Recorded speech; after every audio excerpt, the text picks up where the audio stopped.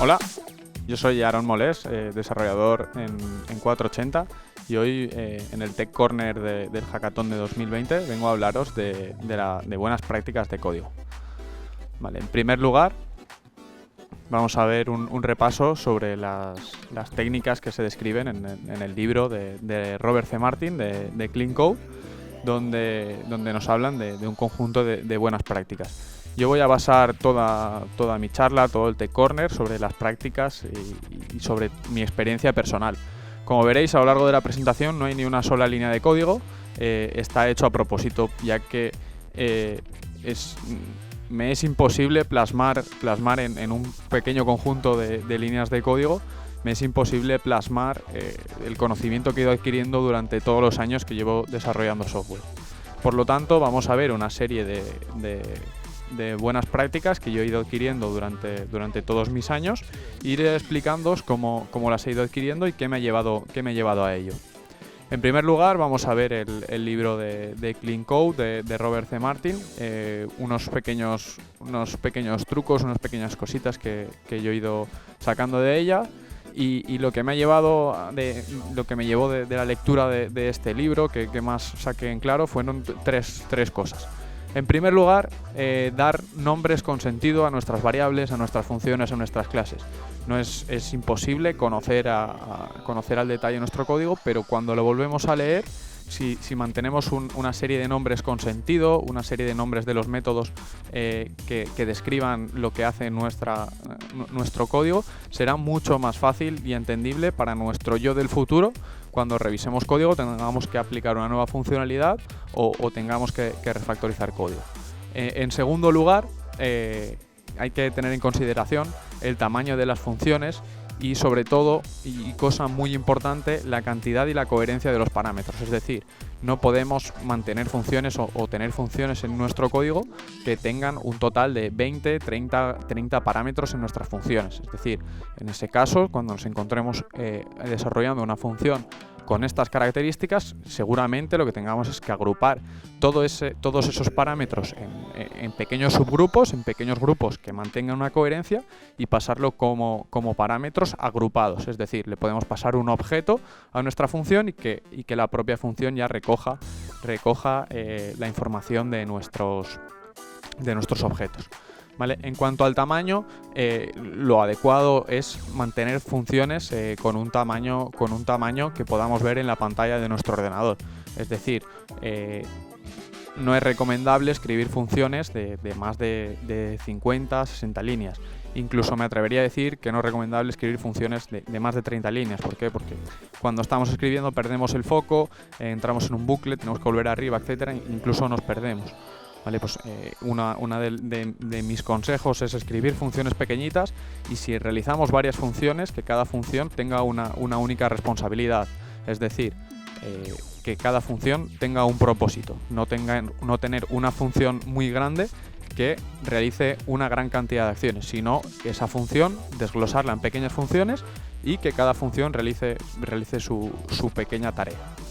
Y por último lugar, del libro de Clean Code de Robert C. Martin, de otra cosa con la que me quedé es en el uso de los comentarios. No por más comentarios que introduzcamos en nuestro código será más fácil de leer. Al contrario, cuanto más códigos introduzcamos en nuestro código, es posible que en un futuro nos cause más confusión. Es decir, podemos introducir hoy un comentario, mañana cambiar el código, no modificar el comentario, y esto llevarnos a confusión, porque cuando leamos el comentario es posible que no entendamos bien lo que está haciendo nuestro código. En el tema de los comentarios me quedo con una cita de John Jeffries que indica que el código nunca miente, los comentarios a veces. Es decir, podemos escribir un comentario hoy, mantener el código, refactorizar el código, no modificar el comentario y encontrarnos con un comentario obsoleto que solo hace que provocar una desinformación. Nos está provocando caos en nosotros mismos. Por lo tanto, solo hay que introducir comentarios para indicar el porqué y no qué está haciendo esa pequeña parte de función. Ejemplo, esta variable está declarada como final porque no quiero que se modifique o no quiero que alguien la modifique. No escribo un comentario para indicar que esa variable se ha creado ahí por un motivo que probablemente sepamos observando el contexto del código. Pasamos ahora bien a ver los principios SOLID, que son los principios básicos que todo programador debería seguir a la hora de desarrollar. Empezaremos por el principio de responsabilidad única. Este principio es tan fácil como que cada función, cada clase, solo tenga una única responsabilidad. Digo clase o función porque la clase al fin y al cabo es un conjunto de funciones. Un conjunto de funciones y atributos o propiedades. Entonces, cada clase debería realizar una cosa, pero dentro de la clase, cada función debería también solo tener una única finalidad. Por lo tanto, este principio es muy fácil de seguir. Segundo principio, open close. Abierto a extensión, cerrado a modificación. ¿Esto qué quiere decir? Que tenemos que diseñar e implementar nuestro software abierto a extensión, es decir, que podamos extender su funcionalidad, pero que esté cerrado a su modificación. Es decir, implementar código que nosotros tengamos que extender su funcionalidad y no que tengamos que acceder dentro de los ficheros a modificarlo. Con esto conseguimos tener un código mucho más mantenible y mucho más organizado. Bien, otro principio es el principio de sustitución del scope, que lo que nos indica es que cualquier clase que implemente una interfaz o que extienda de otra clase, si tenemos otra clase que extiende de la clase anterior, si modificamos el comportamiento o si modificamos el uso de la clase A por la clase B, el comportamiento del software no debería de cambiar. Es decir, que podamos sustituir clases que extiendan de una interfaz, ¿vale? Es muy facilito de utilizar. Por cuarto lugar, tenemos el principio de segregación de interfaz. Es decir, que no tenemos por qué una clase o un objeto no tiene por qué implementar todo un conjunto de métodos de una interfaz si no es necesario. Es decir, si tenemos una interfaz que tiene definidos 10 métodos, no tenemos por qué cada clase que implemente esos 10 métodos si solo necesitamos 2. Es decir, seguramente esos 2 métodos podrían ser una única interfaz y el resto de métodos estar divididos en diferentes interfaces para que cada objeto simplemente tenga que implementar los métodos que utilice y no tenga que implementarlos todos. Por último lugar, tenemos el principio de inversión de dependencia, que consiste en que si una clase A depende de una clase B, si utilizamos una interfaz entre ellas, seguramente la clase B entonces dependa de la clase A, ¿vale? Esto es muy fácil de aplicar y cualquier duda podemos consultarlo.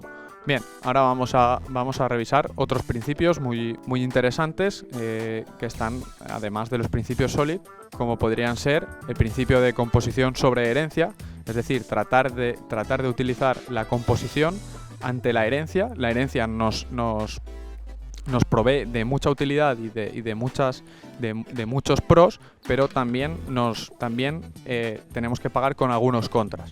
En cambio, la composición nos ayuda a que esté mucho más balanceado y sea mucho más interesante utilizar composición frente a herencia. En segundo lugar, otro principio que hemos de tener muy en cuenta a la hora de desarrollar es tener en cuenta la ley de Demeter. Es decir, que un objeto no conozca la implementación de otro objeto que está utilizando. Es decir, está muy relacionado con el tercer principio, que es Tell Don't Ask, y es decir, no empezar a consultar información de otros objetos para poder realizar acciones, sino solo saber la implementación externa, no saber la implementación interna, o sea, el interfaz que nos provee el software. Como bien os he dicho anteriormente, yo he basado toda esta charla y estoy intentando expresaros todo lo que he aprendido durante estos años de programador, y esto me ha llevado a seguir una serie de estrategias, ¿vale? que me sirven muchísimo para desarrollar y para mantener el código más limpio, ¿vale? Una de ellas es utilizar las cláusulas de guarda antes que utilizar los if-else. Esto nos ayuda a que si empleamos cláusulas de guarda, nuestro código va a resultar mucho más limpio y no vamos a tener código muy indexado. ¿Qué sucede? Que cuando tenemos código muy indexado, a la hora de leer y de revisar un código es mucho más complejo. En cambio, cuando utilizamos cláusulas de guarda y se cumple una cláusula de guarda, enseguida hacemos un return o lanzamos una excepción, que es el siguiente punto que vamos a ver a continuación. De este modo, lo que conseguimos es mantener un código mucho más legible, que podamos seguir una línea a la hora de leerlo y no tengamos que empezar a revisar indentaciones, empezar a sumar condiciones, etcétera, que nos van a perjudicar en la legibilidad de nuestro código y nos permitirán realizar un código mucho más mantenible y mucho más estable. Por otro lugar, también quería destacar la estrategia de lanzar excepciones. Yo cuando empecé a desarrollar software, lo que hacía era devolver valores. Devolvía un 1, devolvía un 0, devolvía un 2, devolvía un -1 cuando se producía un error, etc. ¿Qué sucede? Que llega un punto en el que tienes que controlar los valores que se producen dentro, tienes que controlar diversos factores y se vuelve muy complicado el poder gestionar ese software correctamente y poder realizar modificaciones. Y sobre todo, los métodos que llaman a esas funciones que devuelves esos valores se vuelven muy complicados de gestionar porque tienes que gestionar switch, etc. Lo más sencillo de todo es lanzar excepciones. Las excepciones nos las dan los lenguajes de programación para que podamos emplearlas y podamos lanzarlas desde cualquier sitio. Cuando se produce algo que no es a nuestro gusto, no requiere del software, no requiere de la función que estamos implementando, lo mejor es lanzar una excepción y es como decir, vale, no soporto esto no es lo que yo espero, esto no es lo que yo quiero, lanzo una excepción y el método que lance a este método, valga la redundancia, ya se encargará de gestionar cuando suceda esto. Yo le digo que es una excepción y él se encargará de gestionarlo correctamente y sabrá que el código donde antes enviaba un 2, ahora genera una excepción de un tipo que yo soy conocedor, le digo al método exterior o al método invocante que se ha generado una excepción y él será capaz de realizar una acción para tenerlo en cuenta y producir las acciones o guardar los resultados necesarios. Bien, voy a continuar con la revisión de los tests y por qué yo introduzco los tests en mis desarrollos de software. La verdad es que los tests me ayudan muchísimo a programar y explico por qué. Si no introducimos test en nuestros desarrollos, cuando hablo de test unitarios, lo que nos produce es que tendemos a desarrollar grandes funciones, tendemos a desarrollar funciones que realizan más de una acción, que no respetan el principio de single responsibility que habíamos visto en los principios SOLID.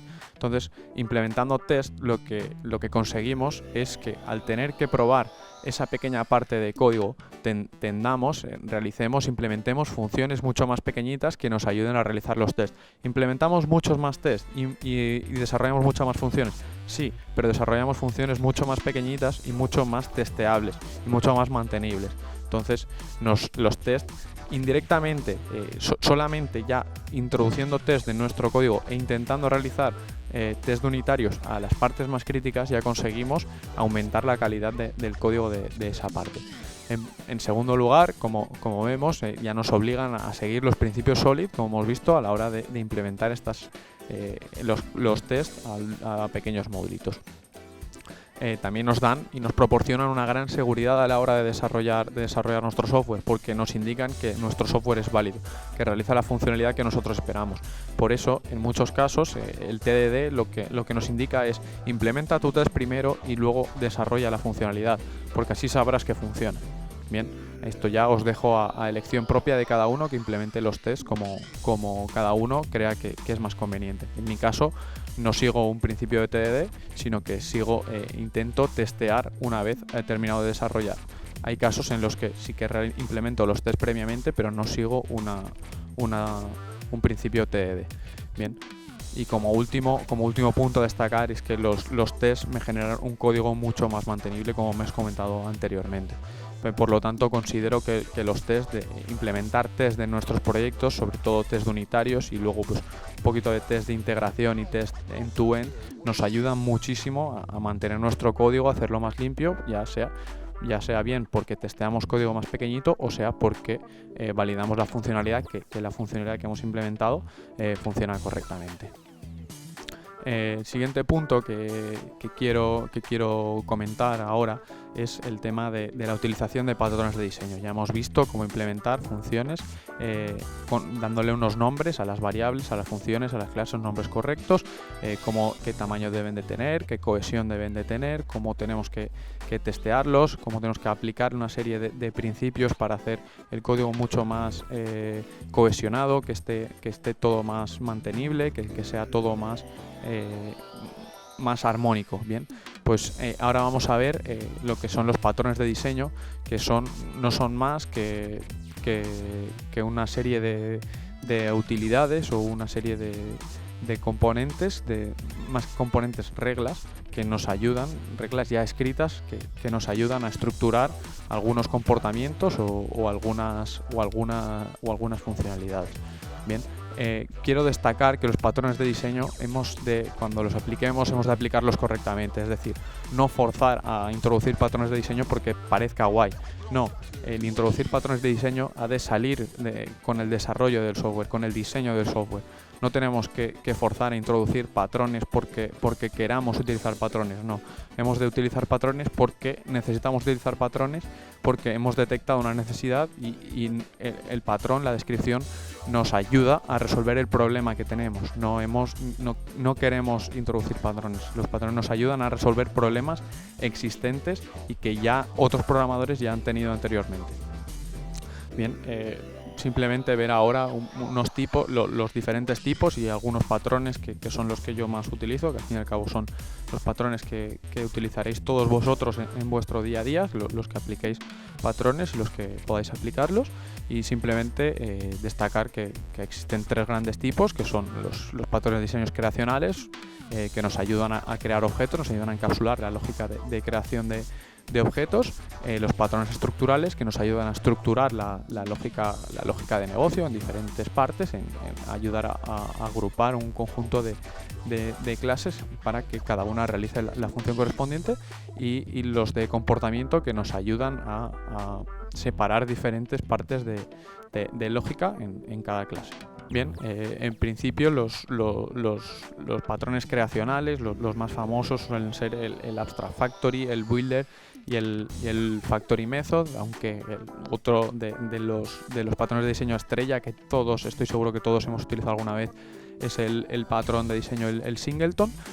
Hay otros muchos patrones de diseño creacionales, como pueden ser el Object Pool o el Prototype, que se utilizan muchísimo y sobre todo se utilizan muchísimo en implementaciones ya realizadas de algunos frameworks, de algunas librerías que utilizan estos patrones de diseño. En segundo lugar, vamos a ver los patrones de diseño estructurales, que nos permiten estructurar un poquito la información y nos ayudan a acceder a información, como hemos comentado antes, como podrían ser el patrón de adapter, el bridge, un decorador o incluso el proxy, el facade. Son diferentes patrones de diseño que nos permiten, nos ayudan a acceder a información de una manera, a adaptar esa información, a tener acceso libre a una determinada información dentro del software. Cuando hablo de información, hablo de datos, de cualquier cosa que podamos acceder. Y por último, los patrones de comportamiento, como podrían ser el command, el iterator o cualquier otro método de los que vemos en pantalla, otro patrón de diseño, de los que vemos en pantalla, que nos ayudan a definir el comportamiento de nuestra aplicación. Ahora mismo pues muchos de los patrones de diseño que hemos visto aquí pues se están utilizando y se están empleando en diferentes frameworks, en diferentes librerías. Incluso hay muchas veces que estamos utilizando el patrón sin ni siquiera saberlo, como por ejemplo en los reductores del famoso Redux de React. cuando modificamos el estado, estamos utilizando un patrón de diseño command. Aunque no lo sepamos, estamos utilizando el patrón de diseño. Lo interesante sería saber identificarlo, saber crear las interfaces adecuadas y saber tener los tipos, adaptar los tipos para implementar un patrón de diseño perfectamente. Si no lo hacemos, estamos utilizándolo, estamos haciendo una pseudo utilización del patrón que también sería válido. Y por último, uno de los puntos que no quería dejarme en mi presentación, y una de las cosas que yo he aprendido muchísimo y que me ha ayudado mucho para mantener todo mi código limpio, es la parte de refactoring de código, ¿vale? Hay que tener muy claro que cuando nosotros estamos diseñando o estamos implementando nuestro software, tenemos que ser conscientes cuando estamos construyendo nueva funcionalidad y cuando estamos refactorizando. Es decir, podría hacer el símil con el sombrero de obrero, con el gorro de obrero de plástico típico de toda la vida. Yo me pongo el sombrero de plástico cuando estoy construyendo algo nuevo. Yo empiezo a construir algo nuevo, lo construyo y tiro millas. Y una vez conseguido el resultado, ya funciona, ya tenemos el resultado funcional, recibo unos parámetros de entrada, pasa por todo nuestro sistema y recibo unos parámetros de salida, un output. Bien, una vez ya lo tenemos todo funcionando, es momento de refactorizar, es momento de ponernos el sombrero de seda y decir, vale, vamos a refactorizar, vamos a dejar esto fino. Aquí podemos aplicar una serie de reglas que están escritas. Podéis buscar información por la web, que hay información a doquier, y ver cómo refactorizar. Al fin y al cabo, refactorizar es un arte y no se nace sabiendo, y simplemente es practicar hasta conseguir el resultado y ir mejorando poco a poco.